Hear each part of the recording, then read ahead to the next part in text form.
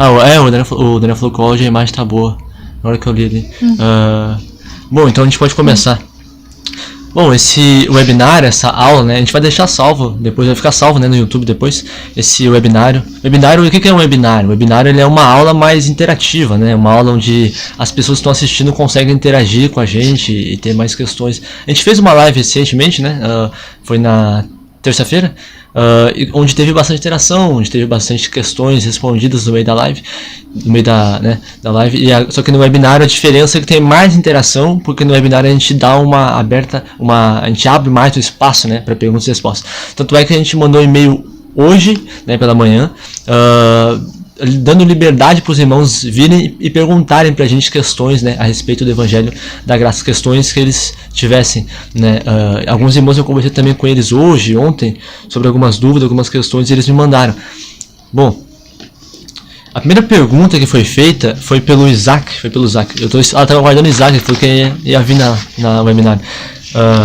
É sobre se a santidade ela é progressiva, né? Se nós precisamos crescer em santidade. Porque qual que é o entendimento da maior parte da igreja sobre santidade? Muitos pensam que santidade ela é uma virtude moral, né? É um caráter moral, é quando você se dedica e se esforça para fazer alguma coisa justa, correta. Aí o Isaac chegou aí, tinha acabado de falar de ti, e chegou. Né? As pessoas pensam, a igreja pensa que santidade ela é uma moralidade, é quando você segue certos costumes, certos regulamentos, certos preceitos, certas regras da igreja. Só que esse conceito de santidade ele é muito deficiente, ele é muito reducionista, ele é muito pequeno. Santidade, na verdade, não é uma coisa, não é uma qualidade, não é um caráter moral. Paulo vai dizer em 1 Coríntios 1:30 que santidade é uma pessoa, santidade é Jesus. Jesus é a nossa santidade, Jesus é a santidade, né?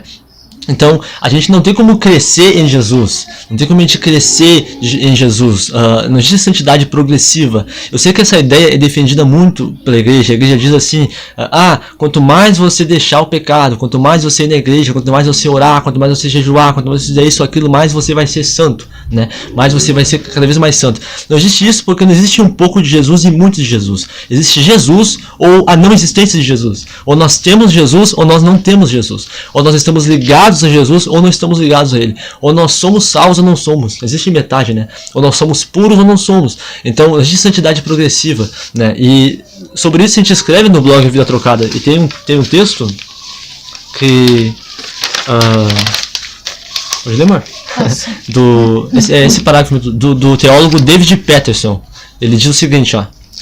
Embora a santificação tenha sido tradicionalmente entendida como a continuação e o desenvolvimento da nova vida que nos foi dada na regeneração, esta confusão de termos bíblicos obscurece temas teológicos importantes e a maneira como estão relacionados nas Escrituras. O Novo Testamento não fala sobre se tornar mais e mais santo. A linguagem da santificação é usada para descrever a obra de Cristo em nos purificar do pecado e consagrar-nos a si mesmo como um povo dedicado ao seu serviço. Como a justificação, isto nos assegura nossa posição com Deus em Cristo. O desafio moral é viver as implicações dessa posição na santidade prática. Perfeito. É exatamente isso, né? O David Peterson, ele é um teólogo contemporâneo muito recomendado, né? E ele não é uma pessoa qualquer, não é um escritor qualquer. Ele escreve bastante sobre isso. Ele escreveu, acho que se não me engano, 3 ou 2 livros só sobre isso. O Daniel disse aqui, ó, eles dizem mais parecido com Jesus e menos com Adão, né? Não tem como ser mais cada dia, né? Tu vai é uma coisa que acontece de uma vez por todas, né? Eu vou dar uma verificada aqui no e-mail se tem algum, vou botar o mouse aqui, se tem algum e-mail novo. E esse teólogo, David Peterson, ele trabalha bastante sobre isso, né? Eu até recomendo, se você quiser pesquisar sobre isso, ele fala bastante sobre essa ideia de que a santidade, não existe santificação progressiva, né? A santificação, ela é um ato só. No curso, a gente fala bastante sobre isso no curso Universidade da Graça que a gente está trabalhando para lançar, né? O Isaac comentou, eu sou santo nível 1 e o fulano é o nível 2. A gente vai, outro é o nível 3, outro já está lá no super degrau, tu olha pra ele de baixo, né? Já tá lá em cima. Geralmente aqueles que estão no altar, que estão super santos. Nem o Super Saiyajin, quem olha vai entender a referência do Super Saiyajin. Né? O David Peterson fala bastante sobre isso, ele escreve bastante sobre isso. E no módulo, tem um módulo do curso Universidade da Graça, a gente fala sobre isso, que no módulo A Doutrina da Santificação pela Fé, que é o segundo módulo, a gente toca bastante nisso. Se não me engano, tem 2 ou 3 vídeos que a gente fala sobre essa ideia de que a santificação ela não é progressiva. A gente trabalha vários teólogos, o teólogo David Peterson, que acabou de citar, o John Moore e o Zani Zasper, acho que está aqui escrito aqui, que a gente vai falar depois. A gente cita esses 3 teólogos para mostrar que a santificação não é progressiva, que ela é um ato definitivo, que ela é uma verdade feita uma vez por todas, definitivamente, né? O teólogo o Zani... Não, é Fred Zasper. Fred Zasper, Eu tô vendo como é tanto nome que eu chego... ele fala, ele escreve, né, sobre a ideia de santificação progressiva. Ele escreve... Em outras palavras, nossas discussões teológicas sobre santificação nem sempre estão intimamente ligadas ao uso bíblico dos termos. Nem sempre usamos a terminologia da santificação exatamente da mesma maneira que os escritores bíblicos o fazem. Na discussão teológica, a santificação geralmente denota algo que fazemos ou nos esforçamos para obter. Piedade pessoal, o processo de nos tornarmos cada vez mais piedosos e assim por diante. Mas no uso do Novo Testamento, a terminologia da santificação tem a ver com a predominância de um status que desfrutamos em Cristo. Exatamente. O Fred também fala bastante sobre isso, sobre a ideia de que a santificação é um status, né? É uma posição que a gente tem em Cristo, um lugar que a gente ocupa, e no curso a gente fala que santificação é união com Jesus, porque Jesus é a santidade, como a gente disse, e daí nós estamos ligados e unidos a Ele em espírito. Portanto, nós já somos santos. Não tem como você ser ligado a alguém como Deus, que é completamente santo, e você mesmo se tornar santo, né? E a nossa união com Deus é a união mais próxima e mais profunda que pode existir. Tanto é que tem teólogos que chegam a enlouquecer no fato de pensar que nós estamos ligados a Cristo em espírito. Eu lembro de ter lido teólogos que eles viram na Bíblia, eles leram na Bíblia que estava escrito sobre isso, só que eles não conseguiam entender e conceber essa ideia, que eles chegaram a rejeitar ela, né? Chegaram a se afastar dela só pelo fato de ser algo tão magnífico e tão esplêndido, que é a ideia de que nós estamos ligados e unidos com Cristo em espírito. Então essa ideia de santificação progressiva não é bíblica. Na verdade, Hebreus 10, versículo 10 fala que nós somos santificados uma vez por todas, né? Definitivamente. Paulo vai dizer em 1 Coríntios 6 ali que nós já fomos santificados, justificados, lavados pelo sangue de Jesus. Então a santificação é um ato definitivo. Toda vez que a Bíblia fala de santificação, ela está sempre ligada à obra de Cristo. Na verdade, a maior parte das vezes que a Bíblia fala de santificação, não está se referindo a um processo, está se referindo a um ato definitivo unido à obra de Cristo. A segunda pergunta, em relação com um tempinho com essa primeira, porque ela é grande, ela é extensa, né? A segunda pergunta também veio do Isaac. O Isaac também propôs, né, uma pergunta que é sobre morrer diariamente, né? Essa é outra pergunta que cai bastante na ideia de santificação, né? Muitos cristãos eles leem Mateus 16:24, onde Jesus fala mais ou menos o seguinte: ele chega para os discípulos e fala: eu quero que vocês tomem a cruz, né? Ele fala: tomem a cruz e sigam-me, né? Tome a cruz e siga-me. Se você quiser vir após mim, tome a sua cruz e siga-me. E muitos pensam que Jesus está falando de uma vida de santificação, né? Eles usam essa expressão, vida de santidade, que você tem que morrer todo dia, tomar sua cruz todo dia, que todo dia que você tem uma cruz para carregar na sua vida. Daí às vezes você pensa assim: o meu cachorro é a cruz que eu tenho que carregar, o meu trabalho é a cruz que eu tenho que carregar, sei lá, o meu parente é a cruz que eu tenho que carregar, a luta que eu estou passando é a cruz que eu tenho que carregar. Tudo, né, é uma cruz que eu tenho que carregar, né?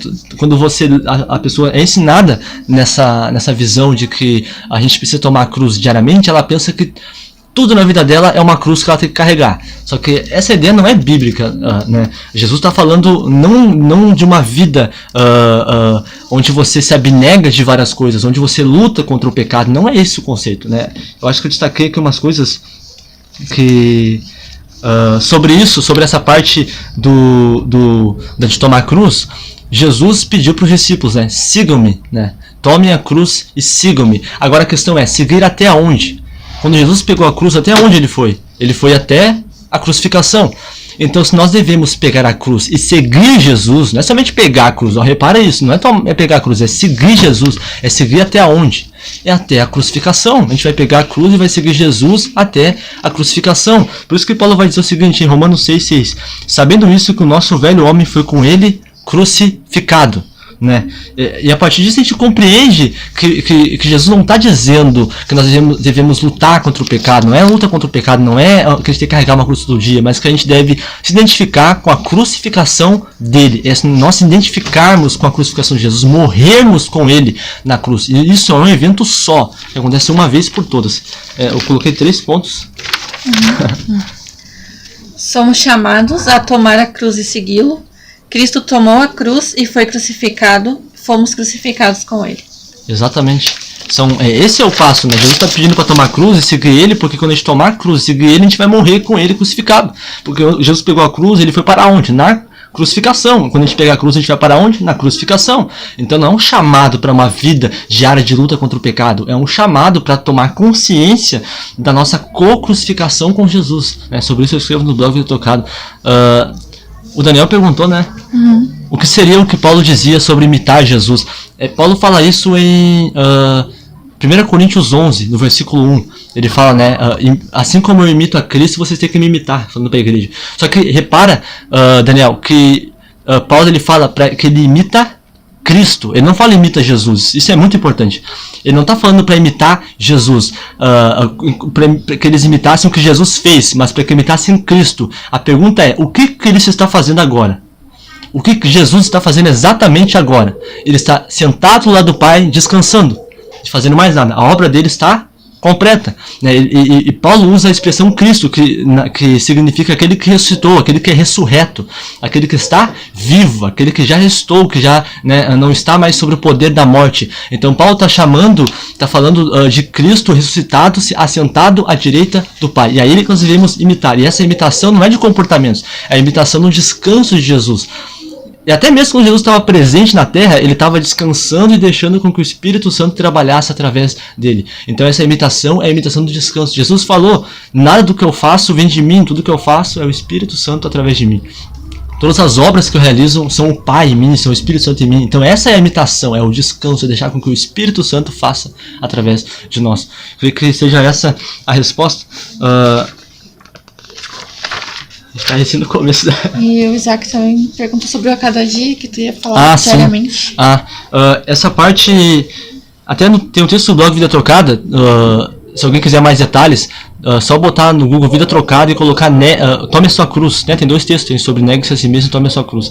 No Tome a Sua Cruz tem, né, bastante detalhes sobre isso. Bom, tem outra passagem bíblica que fala sobre tomar cruz, né? Em Lucas 9:23 diz, tome a sua cruz diariamente e siga-me, né? Onde a gente entra muita confusão, porque a pessoa pensa assim, tem que tomar cruz diariamente, todo dia então, né? Daí parece contradizer tudo aquilo que eu acabei de falar. Tem um teólogo que é o Adam Clarke, que ele diz que o termo diariamente, o termo diário ali não aparece nos manuscritos mais antigos e confiáveis. Eu sei que isso não é suficiente para trazer um argumento bom, né, para dizer, está explicado, mas isso já dá já coloca um pé atrás, né? O diariamente, a palavra diária, não consta nos manuscritos originais. E o Adam Clarke é um teólogo muito respeitado e muito admirado aí no meio acadêmico, né, de escritores de teólogos. Eu sei que tem irmãos da graça que não tem muito assim, ligação e não gostam muito de teólogos, mas tem teólogos que são teólogos cristocêntricos, que são teólogos, né, que colocam Jesus no centro. E o Adam Clarke, ele tem uma visão ali da graça.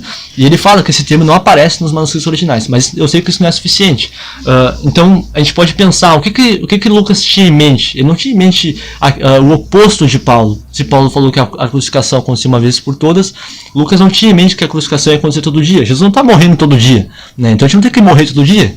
Jesus morreu uma vez por todas, a gente morre uma vez por todas. Aqui que é um detalhe importante, essa parte aqui. Essa aí.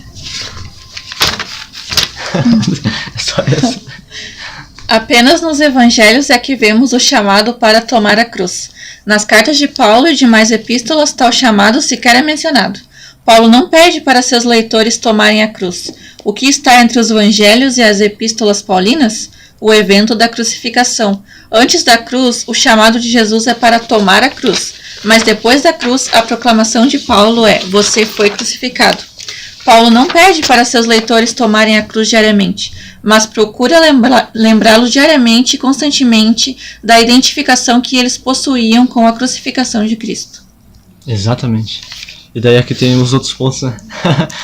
Nosso velho homem foi crucificado. Amém. Se considerem mortos para o pecado. Amém. Estou crucificado com Cristo. Sepultados com Ele, estáis mortos com Cristo. Amém. Isso aí. Essas são passagens. Romanos 6:6, Romanos 6:11, Gálatas 2:20, Colossenses 2:12, Colossenses 2:20, onde Paulo, todos esses versículos, ele não pede para os cristãos morrerem de novo. Ele lembra a eles que eles já morreram. Né? E olha como Paulo fala várias vezes isso. Ele fala em várias cartas. Ele fala em Romanos, em Gálatas, em Colossenses e em outras também que eu não cheguei a colocar, mas ele fala em várias cartas que nós já morremos. Ou seja, o ponto de Lucas não é você ter que morrer diariamente, mas você ter que lembrar diariamente que você já morreu com Cristo. Isso é o foco. Você tem que lembrar diariamente que você já foi crucificado com Jesus. Lembrar diariamente que você já tomou a cruz, você já foi crucificado, você já morreu com Cristo. É esse que é o lembrar diariamente. É lembrar que você já morreu. É lembrar que você já foi crucificado todo dia. Porque Paulo, em todas as suas cartas, é isso que ele foca todo o tempo. Então é isso que tem que lembrar todo dia, toda santa hora. Né? O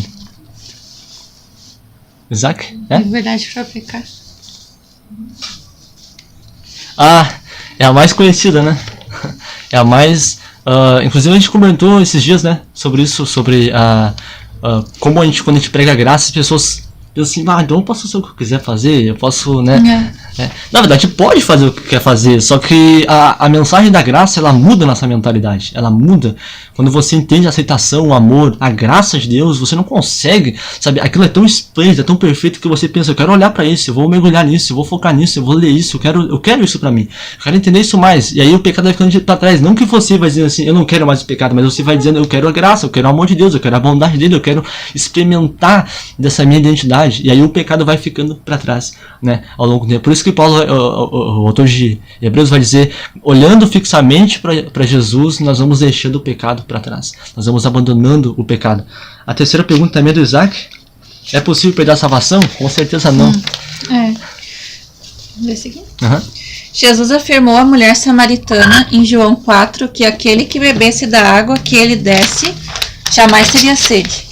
Essa afirmação nos leva a dois entendimentos. A água é o próprio Cristo e a mulher bebeu dele. Jamais ter sede é a afirmação de que essa água estaria ali para sempre e a saciaria para sempre, ou seja, ela jamais perderia o status e a natureza de salva. Em outra passagem, Jesus afirma, eu sou o pão da vida, o que vem a mim jamais terá fome. Amém. E o que crê em mim jamais terá sede. Aquele que prova da água, come do pão, recebe a Cristo e jamais perderá a salvação. Amém. Exatamente. A salvação, o próprio conceito de salvação, ela é uma vida eterna, né? Porque as pessoas pensam que salvação é o escape do inferno. É por isso que elas pensam que podem perder esse escape do inferno. Mas a questão é que salvação não é um escape do inferno. Salvação é algo muito mais profundo, mais amplo. A salvação é uma obra completa. É você receber a própria vida de Deus, né? E não tem como perder uma vida eterna. Porque agora essa vida passa a ser a sua vida. Né? E não tem, tanto é que se Jesus sair de você, você é desfeito, você deixa de existir. Porque Paulo vai falar que agora nós seremos um com ele, então se ele sair de você, você deixa de existir completamente. Não tem como perder a salvação, assim como não tem como, sabe, se você tem vida eterna, não tem como você perder a sua vida. Né? Eu já vi gente falando assim, tem crente espiritualmente morto. Nunca vi espiritualmente morto. Ele tem vida eterna, ele é espiritualmente eterno. Né? Não tem como ele perder.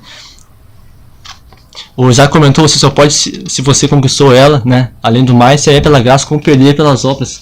Se você recebeu pela graça, não tem como você perder pelas obras, né? Não tem nenhum meio de perder a salvação. Exatamente isso. Temos mais umas perguntinhas. Até porque, se fosse pra gente conquistar a salvação, né, pelas obras, o que Jesus fez, então foi em vão. Exatamente. Porque ele ia morrer pra gente ser salvo, né? Se a gente ia ter que conquistar essa salvação depois, então não teria sentido. Sim, e até se a gente pudesse perder ela e conquistar de novo, né? Aí depois a gente perde e tem que fazer obras. Perfeito, exatamente isso. Uma hora a gente tá no céu, uma hora a gente tá no inferno. Se a salvação é escape do inferno, então tá nessa. Uma hora tá no céu, uma hora tua cadeira tá lá. Outra hora alguém já ocupou tua cadeira. Mas depois, daí já deixa uma cadeira livre. Aí fica nessa o tempo todo. A quarta pergunta foi do Carlos. Eu conversei com ele pelo WhatsApp hoje. Ele perguntou a respeito da palavra, qual o significado de hamartia. E no curso, no Universidade da Graça, a gente tem o módulo A Doutrina da Justificação pela Fé. Acho que em 2 vídeos no terceiro e no quarto vídeo a gente fala sobre a diferença entre pecado e pecados. A palavra pecados é a palavra hamartia no grego, e a palavra pecado singular é a palavra hamartanos, né? Pecados plural é hamartia, e pecado singular é hamartanos. Existe uma diferença entre as duas, né? E ali nesses dois vídeos eu falo que eu cito o Martin Lloyd-Jones, que é um teólogo conhecido no meio da graça, Martin Lloyd-Jones, um teólogo britânico bem recomendado, né? Ele tem um livro sobre Romanos, um estudo sobre Romanos. E daí, ali no Romanos capítulo 6, ele fala que desde o começo de Romanos, do capítulo 1 ao capítulo... Até vou revisar, capítulo 5, eu sei que eu ia errar. Do capítulo 1 ao capítulo 5, Paulo fala bastante de pecados. Ele fala dos pecados da humanidade, ele fala dos pecados do homem, dos pecados do povo judeu, dos pecados... do capítulo 1 ao capítulo 5, Paulo fala bastante de pecados, no plural, ou seja, hamartia. E daí do capítulo 6 em diante, até o final, ele fala bastante do pecado. Ele fala somente no singular. Tu pode ler na tua Bíblia e tu vai reparar isso. No capítulo 6 em diante, Paulo fala de hamartanos, no singular, pecado. Ele está falando o quê? Da natureza pecaminosa. Não dos pecados. Do capítulo 1 ao capítulo 5 ele fala dos pecados, da ação do pecado, da prática do pecado, de você cometer um ato de pecado. Do capítulo 6 em diante ele está falando da natureza pecaminosa, da raiz, da essência do velho homem. Então essa é a grande diferença, né, entre pecado e pecados. Jesus veio não para somente perdoar pecados, ele veio para destruir, hamartanos, ele veio para acabar com a natureza do pecado, com o espírito de pecado, com o velho homem. E por isso que em Romanos 6, Paulo fala que nós morremos com Cristo. E ali onde ele fala do pecado, que nós morremos para o pecado, é a morte de nós para o velho homem. Nós morremos para o velho homem, nós morremos para ele e nascemos agora, né, novos em Cristo. Eu até estava lendo um texto essa semana sobre isso e eles ilustraram bem, falando de uma árvore com frutos, né? Sim. Então, se tu tirar todos os frutos da árvore, ela vai continuar dando frutos. Exatamente. Então, se tu não quer que ela dê mais frutos, tem que cortar pela raiz. Tem que arrancar e foi tudo. isso que Jesus fez. Exatamente.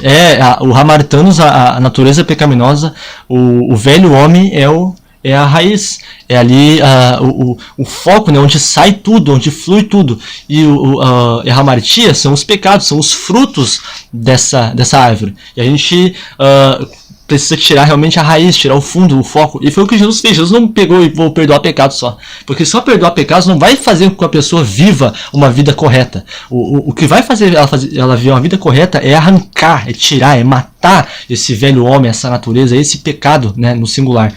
A outra pergunta, que é a pergunta número 5, veio do Arcanjo, que mandou por e-mail.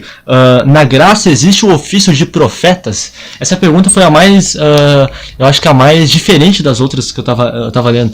Porque o que era um profeta no Antigo Testamento, né? Eu creio que existe profecia, mas não no sentido do Antigo Testamento. O profeta no Antigo Testamento, ele servia para falar da lei, lembrar o povo da lei. O profeta, digamos que o povo estivesse praticando algum pecado lá, algum estatuto contra a lei. Aí o profeta vinha e falava, isso é contra a lei, e profetizava e falava coisas de Deus, mas era tudo tentando trazer as pessoas de volta para a lei.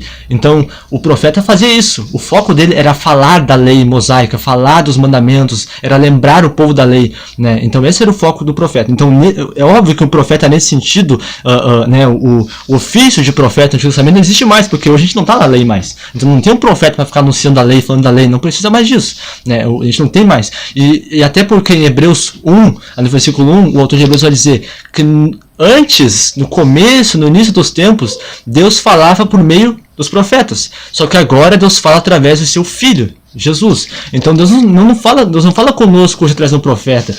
Deus não precisa disso. Ele fala através de Jesus. Jesus é a boca de Deus, ele é a voz de Deus, ele é o verbo, ele é a palavra que sai da boca de Deus, né? Então Deus fala conosco através de Jesus. Só que hoje existe a manifestação de Deus de profecia, né? Existe isso, com certeza. Só que toda profecia ela serve para edificação da igreja, né? Então o profeta no Antigo Testamento apontava para a lei. Dentro do Novo Testamento, aquele que tem a manifestação espiritual, o dom, né, de profecia, ele vai apontar para Jesus, ele vai falar de Jesus. Então ele não vai chegar assim para ti, irmão, eu tive uma revelação. Eu vi você na cama do hospital. Se você não confessar esse pecado, Deus vai castigar você e vai levar você.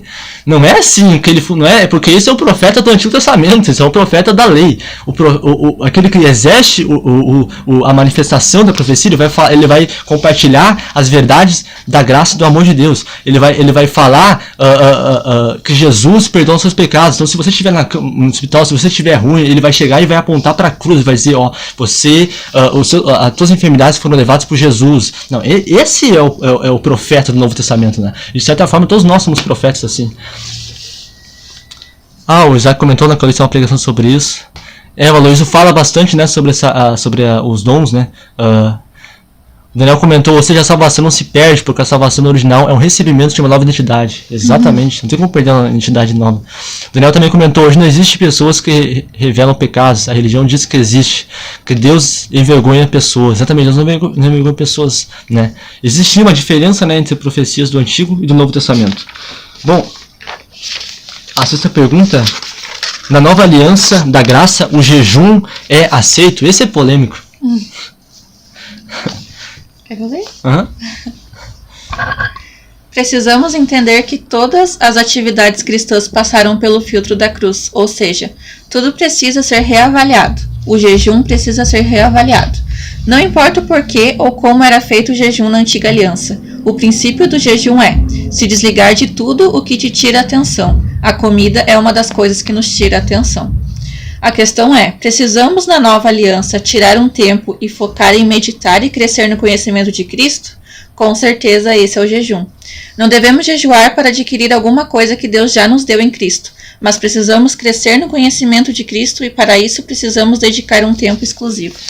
No curso de Universidade da Graça, a gente vai disponibilizar, vai ser um bônus, né? A gente vai fazer um grupo no WhatsApp, a gente vai disponibilizar artigos que a gente produziu, textos em PDF de vários tópicos, tipo oração, jejum, dízimo, leitura da Bíblia, numa visão da graça.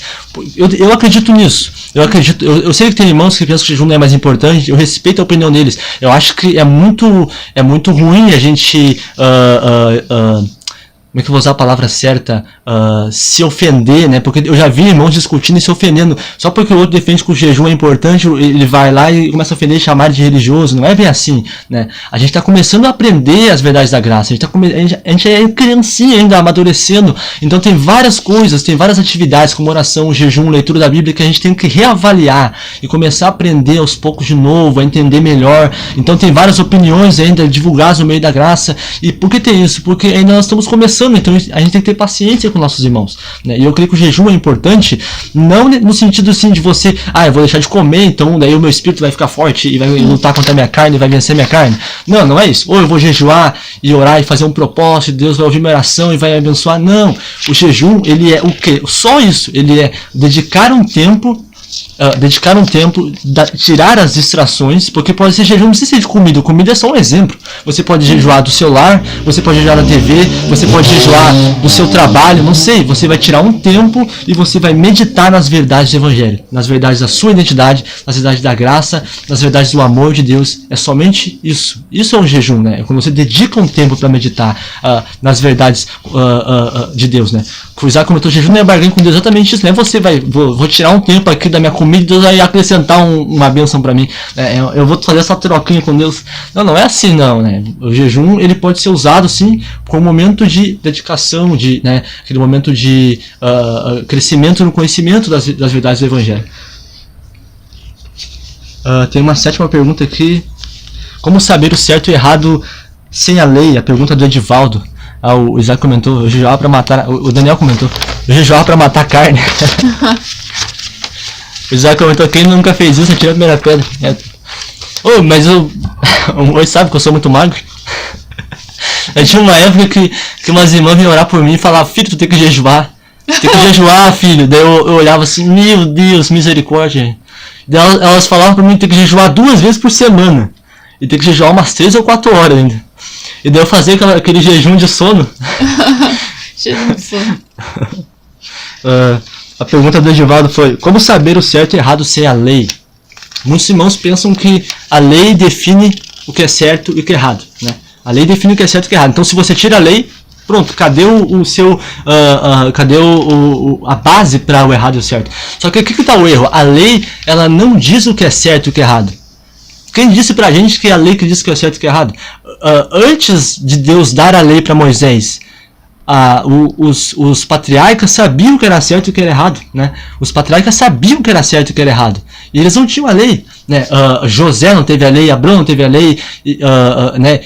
Isaac, Jacó não tiveram a lei, então mas mesmo assim eles sabiam o que era certo e o que era errado. Por quê? Porque eles tinham um contato com a presença de Deus. O pecado é tudo aquilo, o certo e o errado, né? O errado, o pecado, é tudo o que é oposto a Cristo, não tudo que é oposto à lei. A lei não mostra todo o caráter de Deus, ela é só um pedacinho, assim, uma expressão pequena que aponta para ele. Cristo, ele é a nossa direção do que é certo e o que é errado. Cristo é o nosso manual, né, de certa forma. Cristo é a nossa lei na nova aliança, né? A lei do Espírito de vida é Cristo. Então a gente não precisa saber a lei para saber o certo e o errado. O pecado não é o oposto da lei, né? O pecado é o oposto de Cristo, né? O pecado é o oposto à natureza, da essência, do caráter gracioso de Cristo. Então é Jesus, a gente olha para ele. E teve um irmão que me perguntou por e-mail o que é a paz. É a última pergunta, né? E qual a diferença da paz do mundo e a paz com Deus? Né? Qual a diferença da paz do mundo e a paz com Deus? Eu não tinha visto o comentário do Lucas. Chegando aí. Lucas, que escreve com nós do blog Vida Trocada, né? Escreve bastante tempo, desde que a gente lançou o blog ali, o Lucas escreve, é um ótimo escritor também, super recomendado. Aqui do lado tem uma ótima escritora também, tem vários textos ótimos, mas tem vários textos ótimos. Bom, a pergunta do irmão foi o que é a paz e qual a diferença da paz de Deus para a paz do mundo. Jesus falou que a paz dele era uma paz que ninguém poderia encontrar em outro lugar, e que essa paz deixa nosso coração tranquilo. E Paulo falou que a paz de Deus excede todo entendimento. A diferença da paz de Deus para a paz do mundo é que a paz do mundo é uma paz circunstancial. É uma paz que depende das circunstâncias, depende do momento em que você está vivendo, depende das situações em que você está vivendo, depende do ambiente, de como está a tua área financeira, como está a tua vida material, como está a tua vida, né, mental. Enquanto a paz espiritual, que é a paz de Deus, que procede do coração de Deus, é uma paz fora de todas as circunstâncias. Então eu creio que você já passou por isso em momentos que você passou uma dificuldade, só que você estava em paz, você estava em descanso, você estava com o coração tranquilo, mesmo diante de uma guerra, diante de um conflito, diante de uma luta. Porque essa é a paz de Deus, que Paulo falou que excede todo o entendimento nosso, né? Então essa é a grande diferença da paz do mundo e da paz de Deus. Daniel perguntou o que você pensa sobre essa questão de julgamento final e da ira de Deus. Essa é polêmica, né? Essa é difícil. Para finalizar, então, se você tiver mais uma dúvida, pode colocar e depois eu escrevo no PDF e eu vou mandar por e-mail. Aqueles que têm um e-mail inscrito no blog Vida Trocada vão receber amanhã esse material, que a gente usou o material também, né? De novo, materialzinho. A gente usou esse material de novo para responder, né, as questões, para escrever, formular certinho.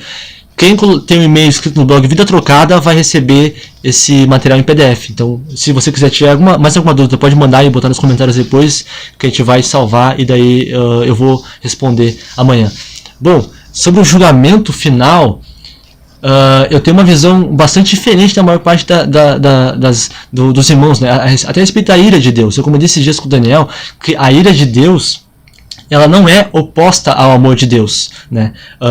Que o inferno em si não é oposto ao amor de Deus. Deus não está fora de nenhum lugar, ele está em todos os lugares. Então Deus está no inferno. E para ser mais específico, eu sei que pode ser meio estranho, mas o inferno está em Deus.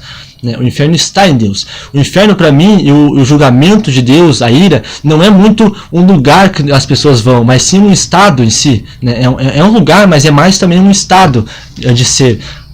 Vamos usar um exemplo bem simples. Digamos que você odeie banana. Primeira palavra que eu peguei na minha cabeça eu vou falar. Digamos que você odeie banana. Aí você se muda para uma casa que as paredes é pintada de banana, não sei, eu estou usando um exemplo bem ruim. Você encontra um monte de banana assim no chão, e daí, tipo, num lugar, a padaria só tem banana, tudo em volta tem banana. Pra ti, se você odeia banana, aquele lugar é um inferno, né? É um inferno. Se você está num lugar onde você odeia esse lugar, ele se torna para você um inferno. Né? Ele é um inferno para você, ele é um lugar assim terrível, né? Para as pessoas que rejeitam o amor de Deus, que se escondem do amor de Deus, que fogem do amor de Deus, o amor de Deus é um inferno para elas. Entende isso? A profundidade disso? O inferno o amor de Deus é o inferno para elas. É por isso que Deus é um fogo consumidor. Só que isso não é ruim para nós, porque quando esse fogo vem, ele nos aquece, ele nos enche, ele nos, né, ele se expressa através de nós. Mas aqueles que não possuem o Espírito de Deus, aqueles que não são novas criaturas, esse fogo é um fogo que queima. É que nem a eletricidade. Se você colocar o dedo na tomada, você vai tomar um choque. Mas se você souber usar bem a eletricidade, ela vai, né, dar luz para sua casa. Você vai poder assistir a gente, né?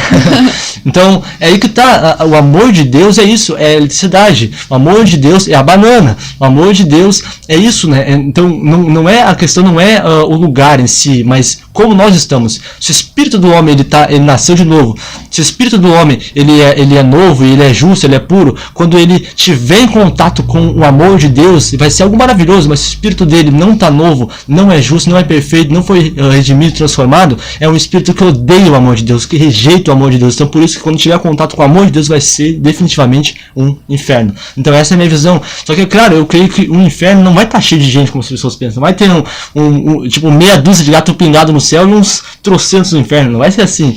O inferno vai perder muitas almas, vai perder muitas pessoas, porque eu creio na facilidade de as pessoas serem salvas pelo Evangelho da Graça. Bom, eu acho que é isso. Agora já ficou um pouquinho seco. Eu espero que você tenha gostado desse webinar, dessa aula.